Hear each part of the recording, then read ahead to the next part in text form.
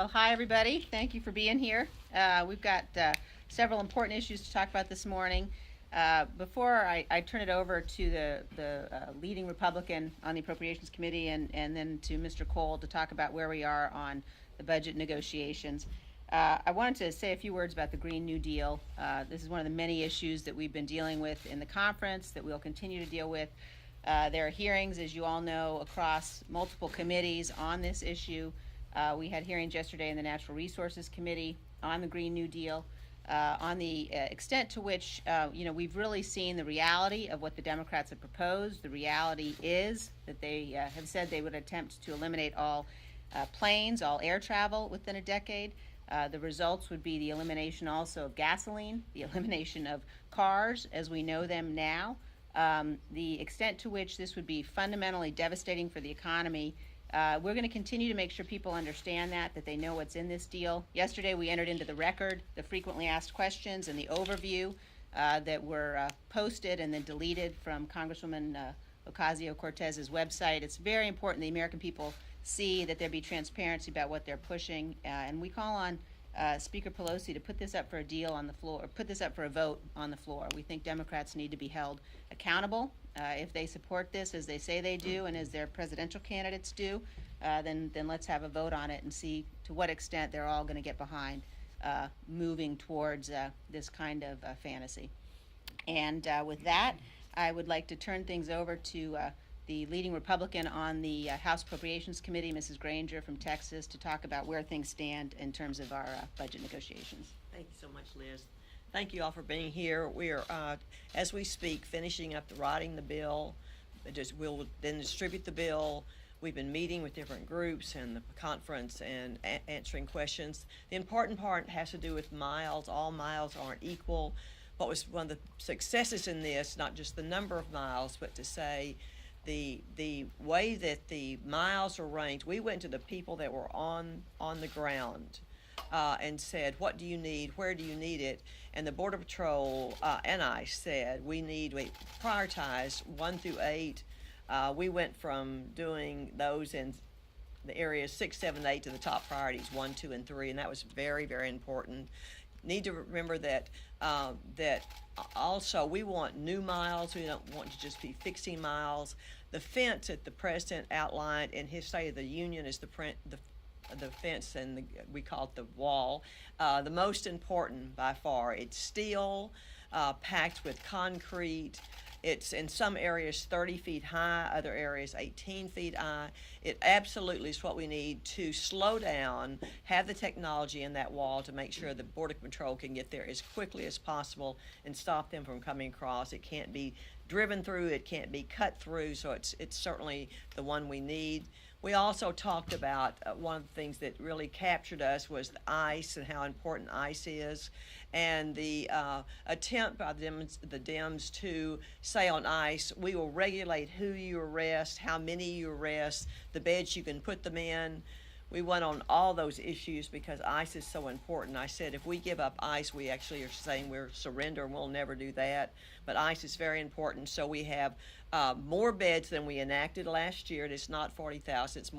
It's about 45,774. I think is the exact number of beds. That's very important. The other thing is no caps on who they can arrest and what they do with it. We want to make our border safe. We'll do it by wall, we'll do it by people, and we'll do it by the support of having a overall plan that keeps this free and secure. Thank you.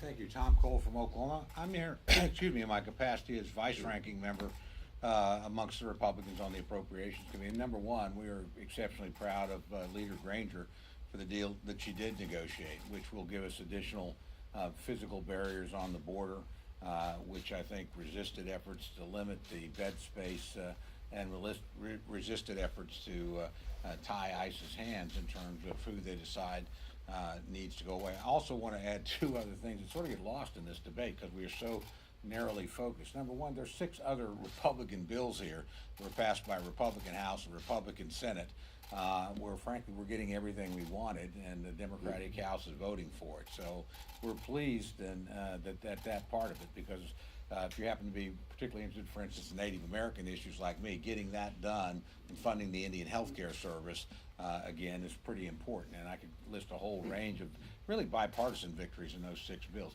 Finally, the bed space argument, in my view, has been much too limited. People forget we actually take care of unaccompanied minors in the Health and Human Services budget, not in the Department of Homeland Security. So there are literally thousands of additional beds. And when we have these surges, which we do on occasion, which are unpredictable, quite frankly, it's one of these, we act as if we can precisely decide how many beds. You really can't, because you never know how many people are going to be apprehended. You never know what kind of category they'll fall in. There's a big difference between somebody with a criminal background and an unaccompanied minor, and a big difference in where they're housed.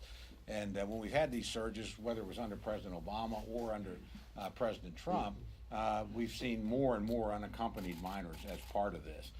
And frankly, we've been pretty successful both at predicting, but then frankly moving funds. It's much easier in, let's say, the labor HHS bill, or even the HHS budget, which is over $70 billion a year, frankly bigger than the DHS budget, to find the additional space. So again, I applaud my colleague, Ranking Member Granger, for number 1, holding the line, number 2, getting as much as we got, and number 3, getting these other 6 bills across the line, which are basically Republican bills and have sort of flown under the under the radar, if you will, during the whole discussion. Well, as a way to get the final text, I think it's important to note that the main things that we have been focused on as House Republicans in this agreement is to ensure, number 1, that the president has more tools than he has today to keep our border secure and to build more physical barrier, and especially to build it in the places where our experts say it's needed the most. If you talk to the people at Homeland Security, they know where we need to build more physical barrier, and in some cases they're prevented by law from building in those areas, which is a ridiculous problem we've been focusing on solving. And I commend Kate Granger and our Republican leaders who have been making sure that we advance our position from where we are today. You also look at the detention beds. When you talk to the Department of Homeland Security, they wanted to make sure that if we detain terrorists, if we detain felons, that we don't have to let them go because we run out of beds. We actually had to negotiate that. Think about it. Speaker Pelosi has moved so far to the left that we had to actually negotiate to make sure we could hold terrorists and felons and that they wouldn't be forced to be set free. Fortunately, we are hopefully going to be able to get the language that allows the Secretary of Homeland Security to detain terrorists and felons, and that they're not forced to be set free, and to have the flexibility to move money around to make sure that we're able to detain those kind of people that are caught by our ICE agents and other Border Patrol agents who are keeping our country safe. So at the end of the day, we want to make sure that we can build more physical barriers to protect more areas of our border, and I'm hopeful that that language will come out shortly and give the president those extra tools. On another front, I know we have been speaking out against the growing anti-Semitism that we've been seeing from some of the Democrats in Congress. We've been disappointed that their leadership hasn't been strong enough in calling that language out. You can see even with Congresswoman Omar in her recent statements, she had to apologize, but as she unequivocally apologized, she actually equivocated in that apology and went back after some of the same organizations that she had criticized before. And so it's not a true apology. And frankly, I don't think she should be sitting on the House Foreign Affairs Committee, getting those classified briefings about some of the very countries like Israel that she has been speaking out against. And I think that's a concern. I think Speaker Pelosi ought to remove her from that committee, and she hasn't done so yet. So we need to see more strong action taken by the Democrat leadership against the growing anti-Semitism that we're seeing from their party. We're going to continue to fight for these issues. We're continuing to fight to get the Born Alive bill brought to the House floor. We've been making motions of unanimous consent that the Democrats haven't been recognizing. But ultimately, we're going to move a discharge petition if they don't bring this bill to the floor. The fact that Democrats still allow some states to murder a baby after it's born, after a baby's born alive, outside of the womb, in some states they can still kill it. That's murder. It should be crystal clear all across the country that it's not allowed and that it would be murder if it's done. That's what our bill does. Ann Wagner's legislation that she's taken the leadership on, it ought to be brought to the House floor for a vote as quickly as possible, and we're going to continue pressing that issue. Good morning. I want to start by first the most fundamental right and responsibility in the world, protecting life. As Whip Scalise talked about last week, numerous House Republicans' effort to bring up the bill, Born Alive Protection Act. We made unanimous consent recommendations and requests, denied every time. But we will do it again and again and again. Because this bill simply says this: if a child is survived after attempted abortion, that they should receive mandatory medical care. The reason why do we have to bring this up? It's sad to say the recent law that was passed in New York, current proposals in Virginia and New Mexico, this callous act, we will continue to speak. And we think it should have a voice and a vote on the floor. I want to thank our ranking member of Appropriations, Kay Granger. First, we do not have the language yet. This is what I'll be looking for. I understand what the Democrats' goal in all of this, having sat through numerous committees. One, the Speaker is very clear. Speaker Pelosi said only $1 for the wall. They wanted to eliminate beds, which fundamentally meant you released individuals into the country that have a criminal background record. And, as the Democrats have been fighting for quite some time, they wanted to eliminate ICE. The only option really that we have going forward is a continuing resolution or whatever agreement comes out of here. First, it's not $1 for the wall. They did listen to the experts. It's not as far as I would have liked on the amount of money. The president still has an option to put more money in. The question that you'll look at, does he have the ability to build the barriers in the areas the experts requested? I believe that will be the case. When it comes to making sure we can not release criminals into our society, with the work that Kay Granger did on the beds, we have the ability to do that. ICE, if you look at the end of the day funding, is actually increased. So I think from a one perspective, you cannot get everything what you request. You're going to have to find some common ground. So it's not everyone's going to be happy about the agreement, but does it put a framework in to make sure that we're able to secure the border? That's what I'll be looking for in the language when it comes out. And the president still has a few more tools in his toolbox to use to make sure that we have the border completely secure. You're all ready for questions, though, huh? All right, let's go. Do you have assurances from the president that he will sign the border security bill? Well, I don't think the president should assure anything until he reads the bill. That's why you haven't heard from me until I see the language, until I know what's inside it. This is the framework of what has been reported, and I'll read the language. I know the Democrats have changed the rule. We had 3 days. They went to 72 hours. But I understand they're going to break their rule already. So I'm not sure when we'll vote on it, but one thing I want to make sure is that we have enough time to thoroughly read this bill before any vote is taken. Yes, sir? Just to be sure, both you and Mr. Scalise, I understand, are not right now backing this bill. No, let me be very clear. I back the framework of what I understand it to be, but why would anybody say they're voting for something that they haven't read yet? So I know we've been through a lot of discussions. It's been the 4 individuals on appropriations, so let's see the language, let's read the language, but if I look at the framework, I support the framework of this bill. Would that hinder momentum for this package? No, I think the framework is there. Even if you listen to the president, he looks at the framework. Yeah, he would like to have more money. I'd like to have more money for a barrier there. The president still has some options to make sure we get there as long as we have the framework to provide that to him. I think that would be the goal. If I look at a continuing resolution, I think that would constrain things further. Yes? Mr. Mayor, not to put too fine a point on it, but when we were in this situation last time, Yes. the president listened to the Sean Hannity's of the world, to Mark Meadows and Jim Jordan's of the world, and he pulled the rug out from under you at the last minute. What makes you think he's going to listen to you and members of Congress this time instead of listening to talk radio hosts and TV hosts? Look, I think at the end of the day, the president's going to look at the bill and make a judgment based upon what's in it. Same way I will make a judgment based upon what is written. They're trashy. I mean, Sean Hannity's out there trashing this proposal. Okay, well, let's sit there and read what it is, and let's understand, does it give us the ability to secure the border? That's all of our goals to do. Last question. Yes. I was hoping Congresswoman Granger could walk us through those remaining sticking points that we're hearing about, violence against women act, and the federal back pay. What is the status of Well, those? if I could first take on VAWA, because that's different than from the appropriations. We do not want to have VAWA expire. We want to extend it out.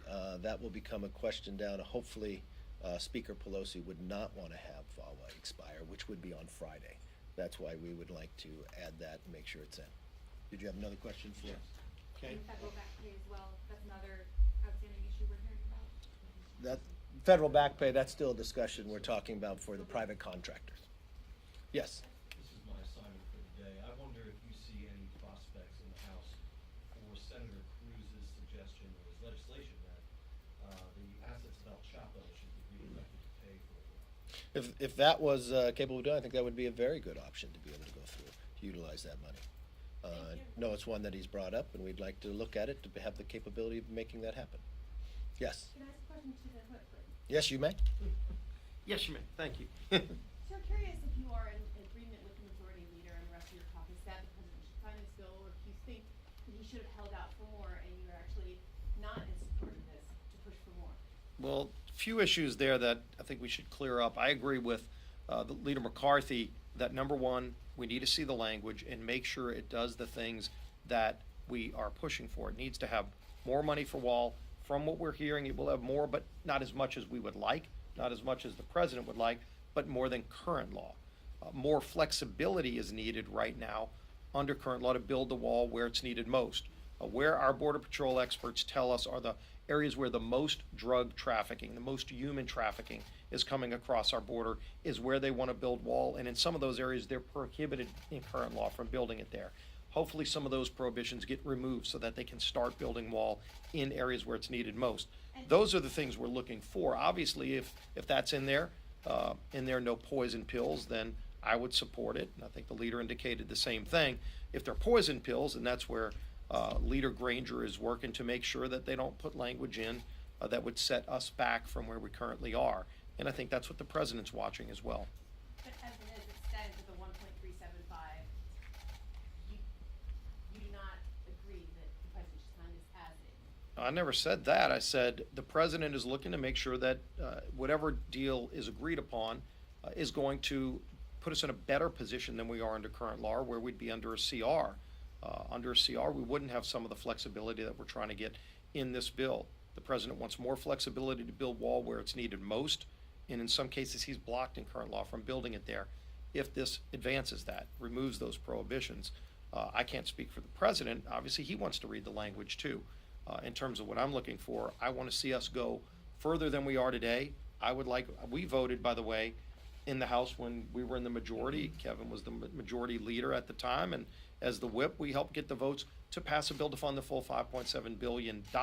We passed that through the House. Some of those folks that opposed the bill that time, they were opposing the Senate bill that didn't have that money. When Pelosi told the president the House couldn't pass it. Well, guess what? We did pass it. We funded the full $5.7 billion. We're not there today. We're not gonna probably get as much as we would like, and surely not as much as we passed when we were in the majority. Shows you why Speaker Pelosi doesn't support the same kind of border security that we support when we were in the majority. But you do intend to vote for it. I haven't seen the language. I want to see the final deal. Let's be very clear. I think we should see the language. Is it enough for the wall that we requested, more than $5 billion? No. But is it a down payment? Yes. Does it give the president the ability to build more wall? If that answer is yes, the president also has the ability and other tools to utilize more funding to finish it out. So I'm looking at an overall structure that it gives the president the flexibility to secure the border, and that means in a wall and further areas that the experts say we need the barrier to be. And does it provide that we have the number of beds we need to make sure criminals are not released into our society? And is ICE have the funding they need to do their job? These are three elements that the Democrats wanted to eliminate. Does it fund all the way? No, but we also have other tools to utilize to get that further point. So is this a down payment? If the language comes out the way the structure is told to me, I would support this. But I want to make sure I read the language and make sure we're giving the president the down payment he needs while he still has the tools to finish the job through, because the Democrats will not allow it to go all the way. Thank you very much. Does that mean you support like reprogramming? Yes.